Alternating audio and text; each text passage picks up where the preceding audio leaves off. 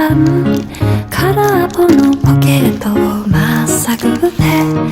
忘れた人からたどり着く。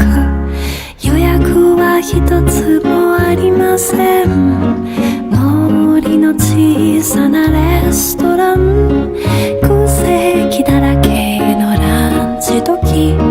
小鳥がパタパタ笑ってる。チュルチュンチュンチュンチュンチュンチュルチュン、チュルチュンチュンチュンチュンチュンチュルチュン、チュルチュンチュンチュンチュンチュンチュルチュン、チュルチュンチュンチュン